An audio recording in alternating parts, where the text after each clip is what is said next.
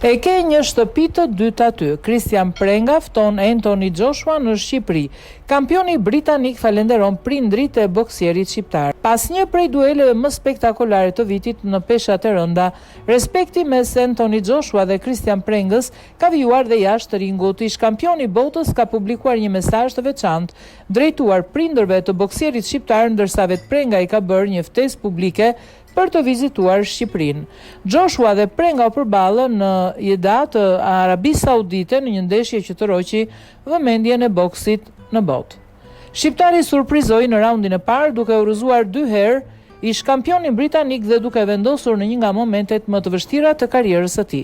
Megjithatë, përvoja dhe cilësia e Joshuas bën diferencën në raundin e dytë, ku ai arriti të rikthehej dhe ta mbyllte sfidën me nokaut. Pavarësisht rezultatit, atmosfera pas ndeshjes ishte krejt ndryshe nga ajo që zakonisht shoqëron duelet e nivelit të lartë. Joshua zgjodhi të mos fliste vetëm për fitoren, por edhe për respektin ndaj kundërshtarit dhe familjes së tij.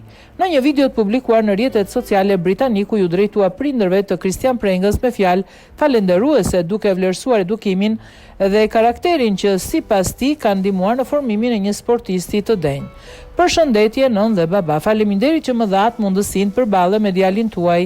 Ai është një luftëtar i vërtet dhe meriton respekt, shpreh Joshua në mesazhin e tij. Ai shtoi se vlera më e madhe që krijon sporti nuk është gjithmonë fitoria, por respekti që lind mes rivalëve pas një betejë të fortë në ring.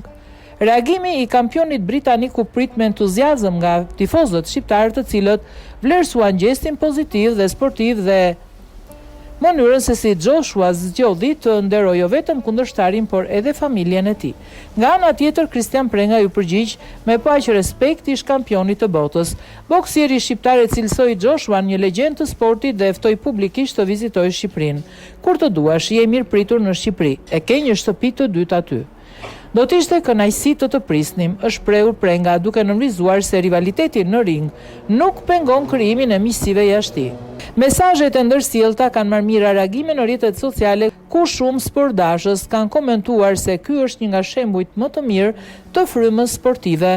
Përtej goditjeve dhe rivalitetit, momenti mes Joshuas dhe familjes Prengës është konsideruar nga shumë komentues si një kujtesë se sporti mund të bashkojë njerëzit edhe pas përfundimit të garës.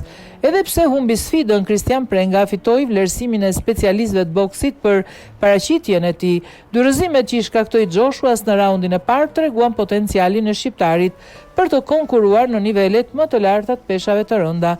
Ndërkohë, fitoria i hap Joshuas rrugën drejt një super sfide të shumë pritur me Tyson Fury, një duel që promotorët e kanë cilësuar si një nga përballjet më të mëdha të viteve të fundit në boksin profesionist.